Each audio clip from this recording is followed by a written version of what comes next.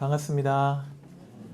다시 한번 수요기도에 오신 여러분들을 주님의 이름으로 환영합니다. 고단한 하루를 잘 보내시고 그럼에도 불구하고 지친 육신을 끌고 하나님의 말씀과 기도의 자리로 오셨습니다. 우리 하나님께서 여러분들을 긍휼히 여기시고 구보 살펴주시고 은혜와 평강을 베풀어 주시기를 진심으로 주 안에서 소망합니다. 오늘부터는 한 2달이 될지 혹은 석 달이 될지 모르겠습니다.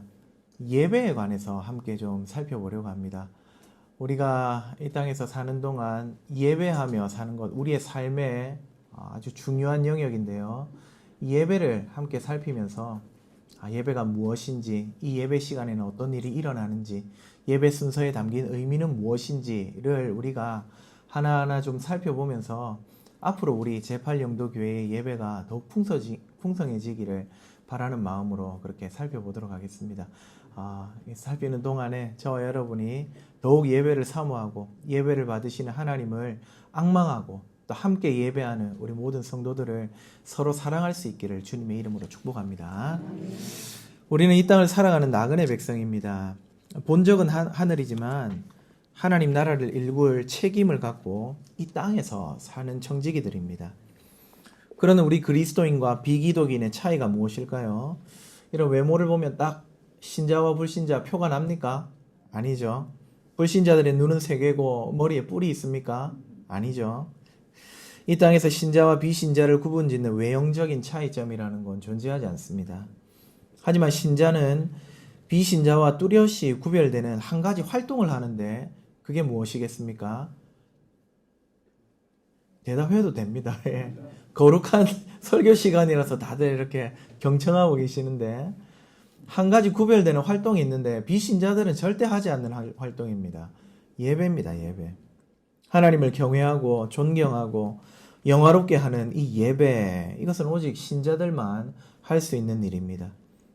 이 예배는 하나님을 기쁘게 할 뿐 아니라 이 예배 자체가 영향력이 너무나 막강해서 사람을 변화시킵니다. 예배란 사랑하고 담는 것과 연결되어 있습니다. 그래서 인간이 예배하는 것은 우리가 사랑하는 것입니다. 영어의 adore, 나 당신을 흠모해, 당신을 경배해, 이 말 사랑한다는 말과 같거든요. 예배와 사랑은 연결되어 있습니다. 그레고리 빌리라는 학자는 We become what we worship. 우리는 우리가 예배하는 것이 되어간다. 이렇게 얘기했습니다. 제임스 스미스라고 하는 사람은 우리가 사랑하는 것이 우리를 규정한다. 그러니까 우리가 예배하고 사랑하고 앙망하는 그것을 닮아간다고 이야기했습니다. 이처럼 예배는 신자를 세상에서 구분짓는 중요한 표지이고 저와 여러분을 변화시키는 원동력입니다. 따라서 예배를 잘 드리는가 하는 문제는 주일 하루의 문제가 아니라 우리 삶 전체의 문제라고 볼 수 있습니다. 그런데 여러분, 문제가 있습니다. 옛날부터 예배하는 자들에게 있던 한 가지 경향입니다. 바로 예배의 형식은 갖추지만 본질을 잃어버리는 경우가 꽤 자주 일어납니다. 하나님은 우리 예배를 기대하고 또 받기를 원하시지만 본질을 놓친 예배는 되려 하나님을 기만하기 일쑤입니다. 그래서 하나님은 때로 이렇게 말씀하셨습니다. 이사야 1장 11절에 너희의 무수한 재물이 내게 무슨 유익이뇨? 나는 순양의 번제와 살찐 짐승의 기름에 배불렀고 나는 숫송아지나 어린 양이나 순염소의 피를 기뻐하지 아니하노라. 말라기 1장 10절에는 또 이렇게 말씀하셨습니다. 너희가 내 제단 위에 헛되이 불사르지 못하게 하기 위하여 너희 중에 성전문을 닫을 자가 있으면 좋겠다. 오늘날 우리 예배도 물론 우리가 열정과 성심을 다해 드리지만 어쩌면 하나님 보시기에는 부족할 수 있습니다. 이 예전은 앞으로 우리가 보다 온전한 예배자로 서기 위한 배움의 시간을 가지려고 합니다. 예배 시간에, 특별히 우리가 드리는 공예배 시간에 도대체 무슨 일이 일어나고 또 거기에 담겨있는 순서들이 어떤 의미를 담고 있는지 살피려고 합니다. 앞으로 배우는 이 수요 기도 시간을 통해서 우리 모두 참된 예배자의 삶을 살아갈 수 있기를 주님의 이름으로 축복합니다. 자, 그럼 본격적으로 한번 살펴봅시다. 먼저 여러분, 예배가 무엇입니까? 저는 설교할 때 종종 질문을 자주 하는데요. 물론 여러분들이 막 입을 열어 대답하기를 꼭 기대하고 하는 질문은 아닙니다. 하지만 여러분, 제가 드리는 질문은 굉장히 많이 들어본 단어들인데 교회 안에서, 하지만 뭐라 설명하기 애매한 것들이 많습니다. 복음이 뭡니까? 찬송이 뭡니까? 기도가 뭡니까? 설교가 뭡니까? 예배가 뭡니까? 성찬이 뭡니까? 우리 신앙생활 하면서 너무너무 익숙한 것들이지만 한마디로 설명하려면 항상 희미합니다. 예배가 무엇입니까? 여러분, 성경의 예배와 관련된 단어들을 쭉 한번 나열하면서 종합을 해보니까요, 그 의미는 주로 이렇습니다.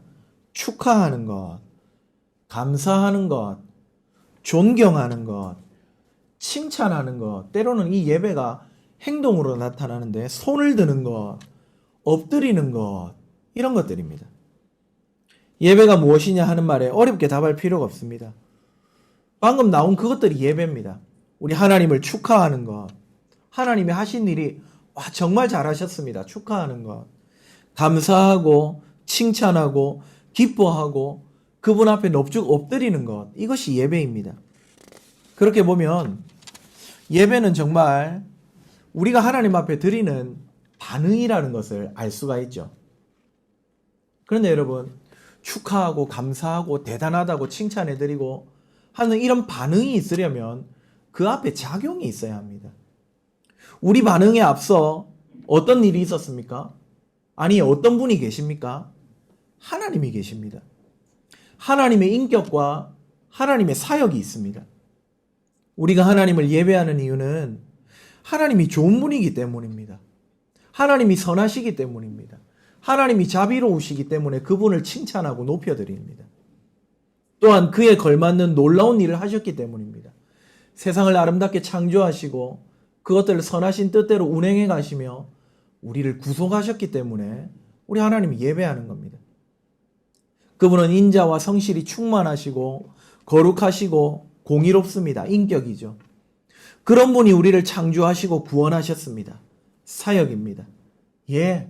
하나님이 계시고 하나님의 사역이 있기 때문에 우리 하나님 앞에 열광하고 즐거워하며 대단하시다고 높여드리는 겁니다. 따라서 여러분, 예배는 이렇게 정의할 수 있을 것 같습니다. 예배란 하나님의 인격과 사역에 백성들이 합당하게 반응하는 자리다. 하나님이 계시고 하나님이 정말 대단한 분이고 대단한 일을 하신 걸 보면서 거기에 걸맞는 대우를 해드리는 것이 예배 자리라 이 말입니다.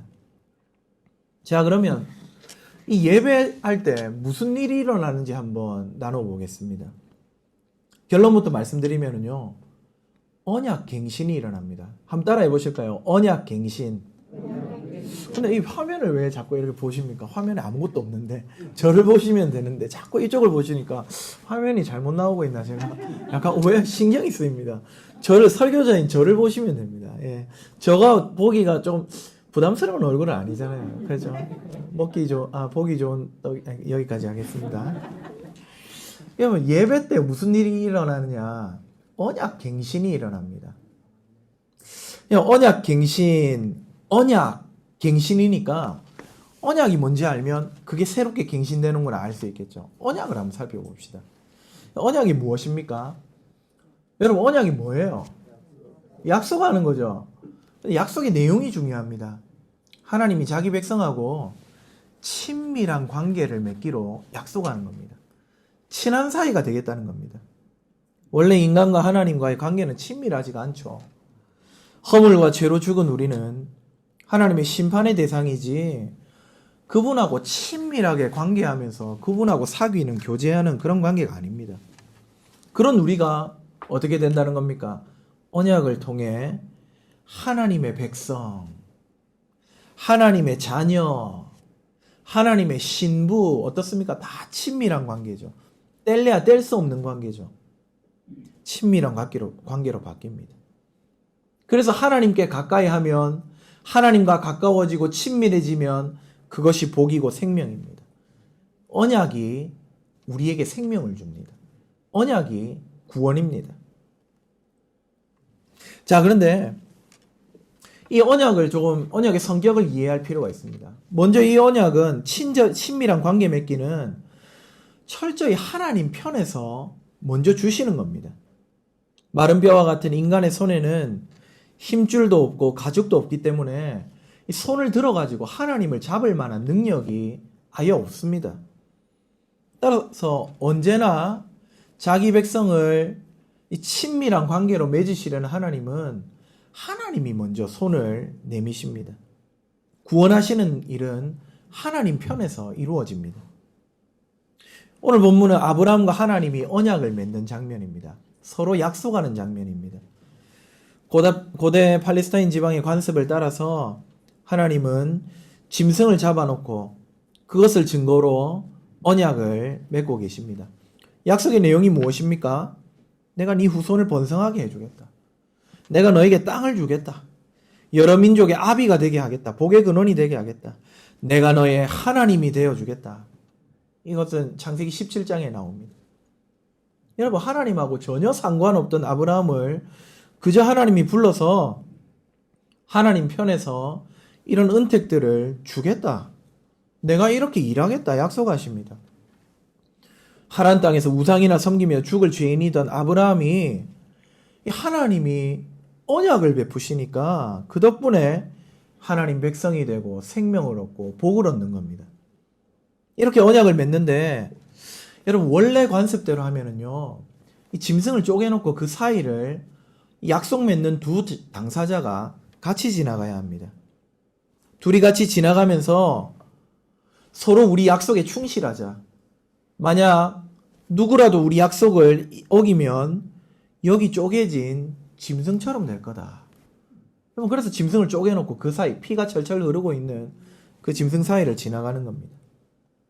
그런데 놀랍게도 오늘 말씀을 보시면 17절, 18절에 그 짐승 사이를 하나님과 약속 맺는 아브라함 둘이 같이 걸어가는 게 아니라 하나님 혼자 지나가십니다. 무슨 말이겠습니까? 하나님이 이 언약을 전적으로 책임지겠다는 뜻입니다. 내가 지금 너에게 준 이 약속들을 너와 친밀한 관계가 되어서 네 후손을 복주고 이 땅을 주고 너를 구원하고 네가 복이 되게 하는 이 약속을 안 지키면 여기 내가 쪼개진 짐승처럼 돼도 좋다고 우리 하나님이 몸소 보이신 겁니다. 아브라함도 이 약속에 대해서 신실해야 하는데 만약 그렇지 못하면 쪼개지고 생명으로 그 값을 치러야 하는데 하나님은 그 무시무시한 의무를 아브라함에게는 요구하지 않는 겁니다.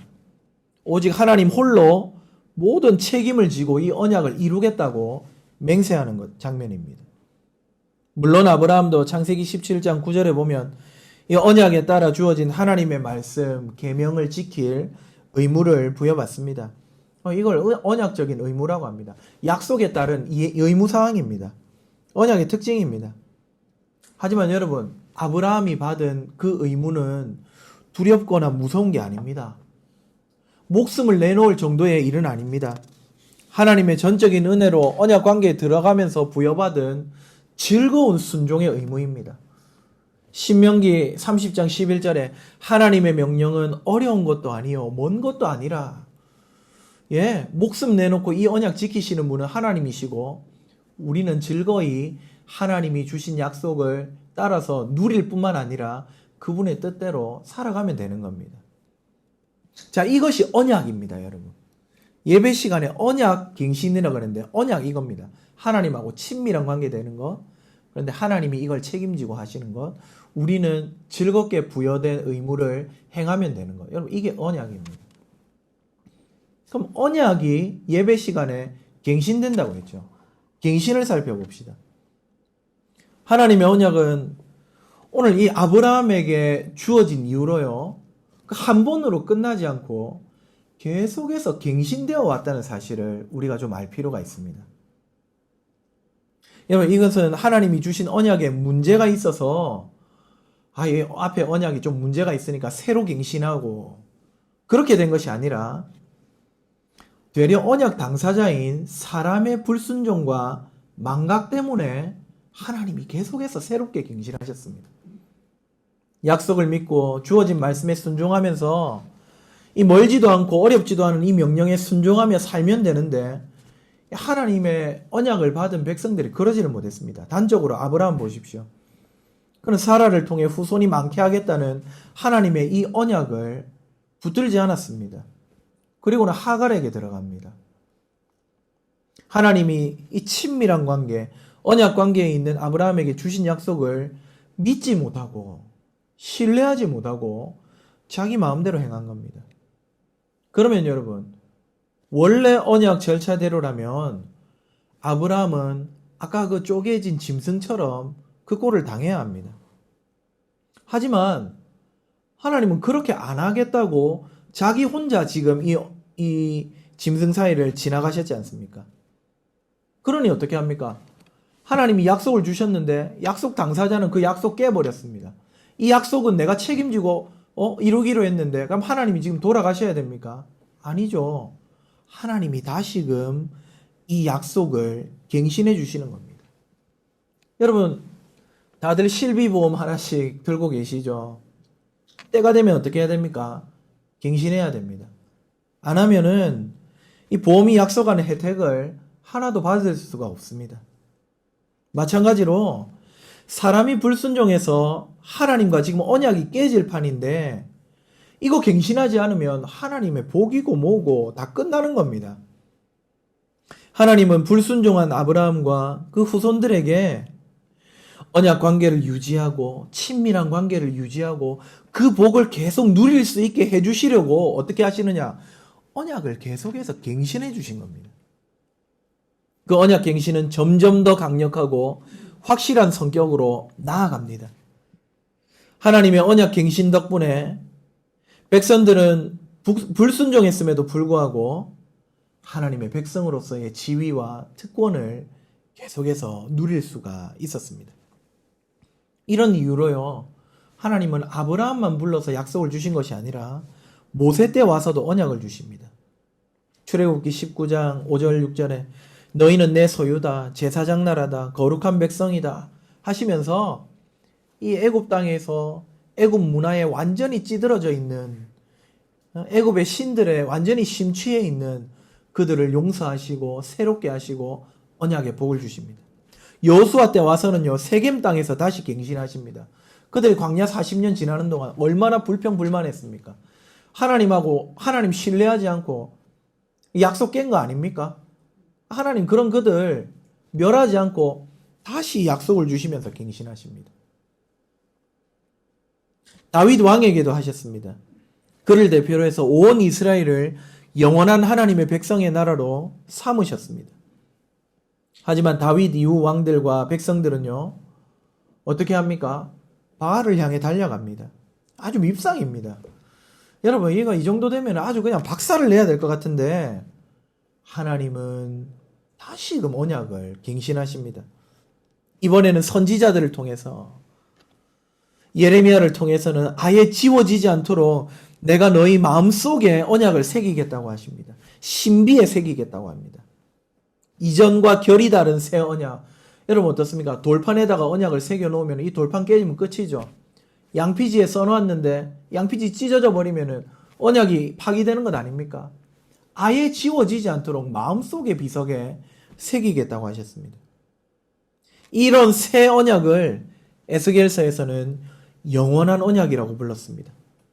자꾸 언약을 깨고 하나님과 친밀한 관계에서 벗어나려고, 그래서 죽을 길로 가려고 하니까 우리 하나님은 이제 안 되겠다.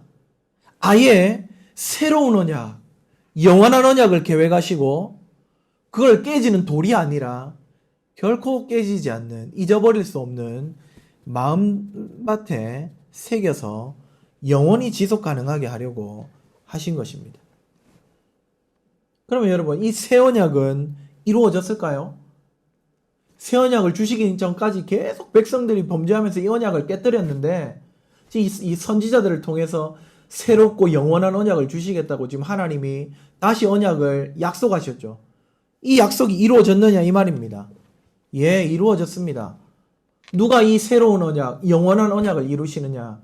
우리 예수님이 이루십니다. 하나님께서는 예수 그리스도를 통해서 다시는 갱신할 필요가 없는 완전한 언약을 이루십니다.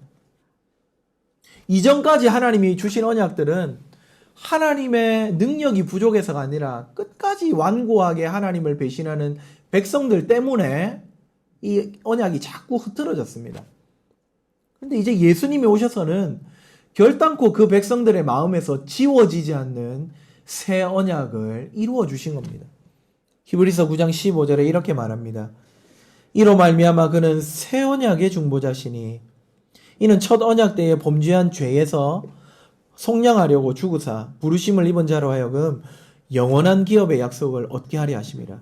새 언약의 중보자신데 영원한 기업의 약속을 얻게 하려고 그분이 새 언약을 이루러 오셨다 말씀합니다. 예수님은 구약에서부터 계속해서 갱신되어 온 이 언약의 종지부를 찍고 새 언약, 영원한 언약을 성취하셨습니다. 이제는 더 이상 갱신할 필요가 없는 종신 언약이 성취됐습니다. 예수님의 십자가와 부활을 통해서 하나님은 영원히 우리 하나님이 되시고 우리는 영원히 그분의 백성이 될 수 있습니다.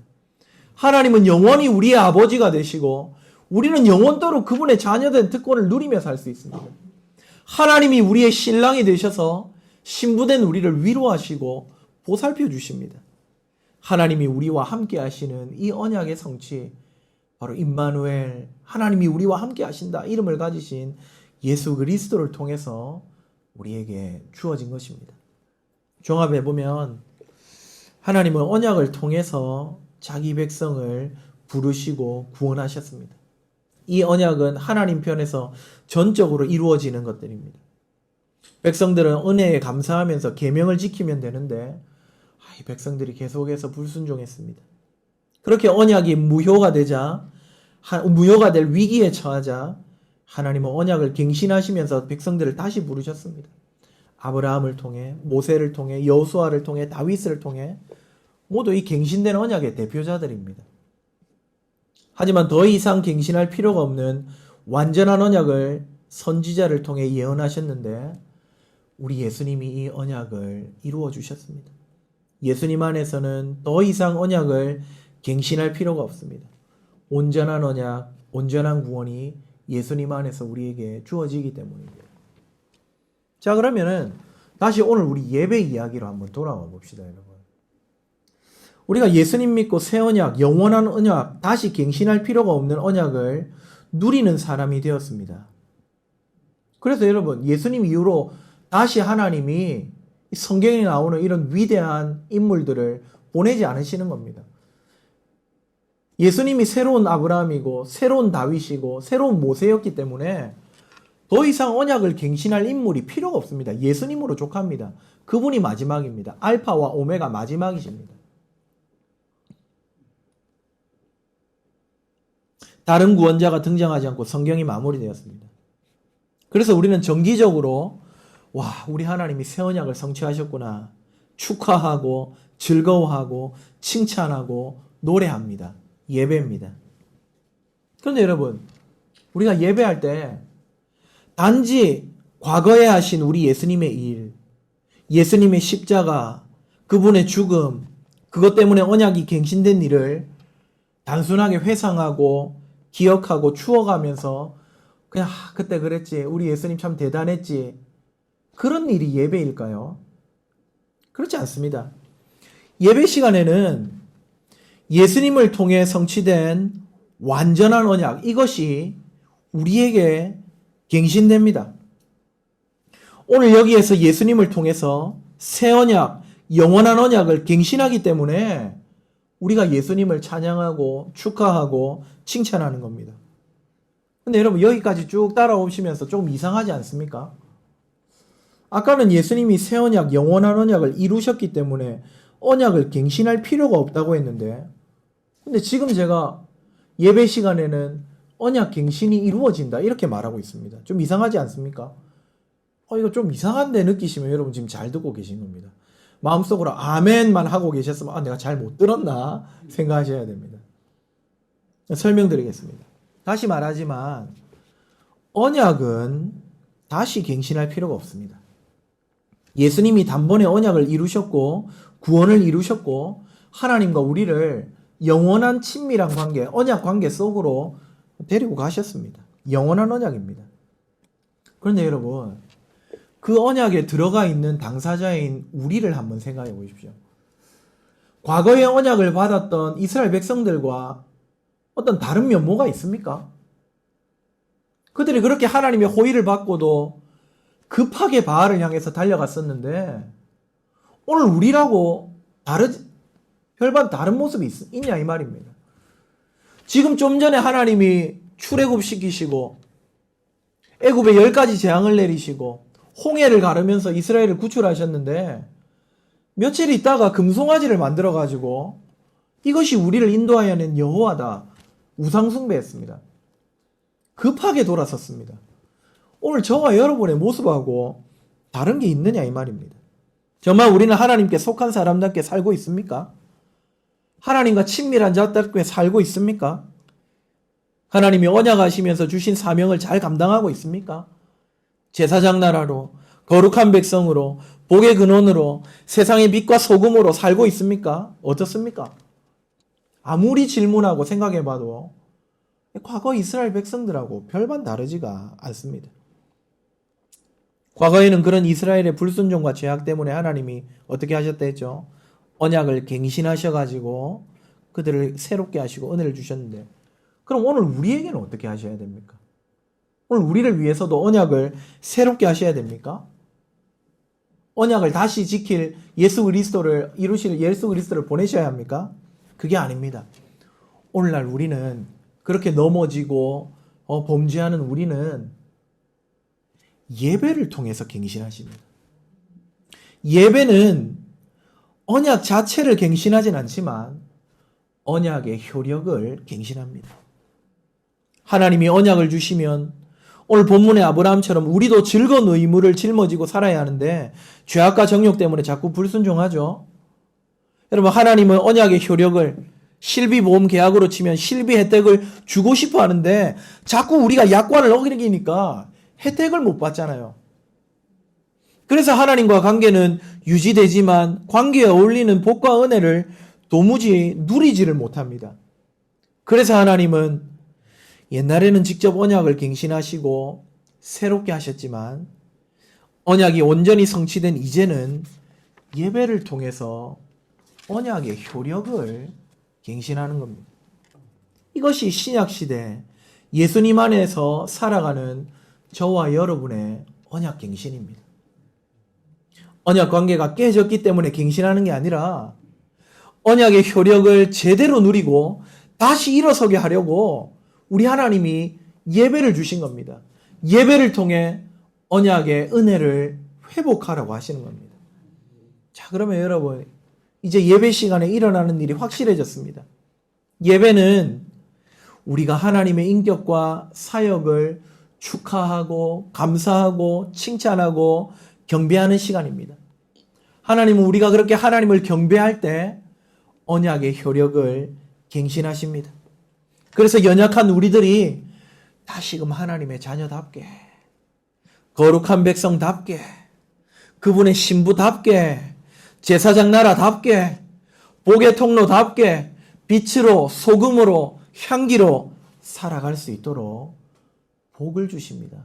언제요? 예배 시간에. 예배가 없으면 우리는 하나님의 자녀라는, 하나님의 백성이라는 이 신분을 자꾸 망각할 것입니다. 예배가 없으면 세상의 소금과 빛으로 살아갈 동력을 잃어버릴 것입니다. 예배야말로 우리를 세상과 구별짓는 가장 두드러진 표지입니다. 사랑하는 여러분, 이제 예배 때 무슨 일이 일어나는지 아시겠습니까? 이제 예배 때 무슨 일이 일어나는지 알았으니 매 시간 주일 예배 때마다 언약의 효력이 갱신되는 그 복을 받아서 하나님의 자녀답게, 하나님의 백성답게 제사장 나라로 복의 근원으로 또 그리스도의 빛과 향기로 소금으로 살아가는 저와 여러분이 될 수 있기를 주님의 이름으로 축복합니다. 아멘.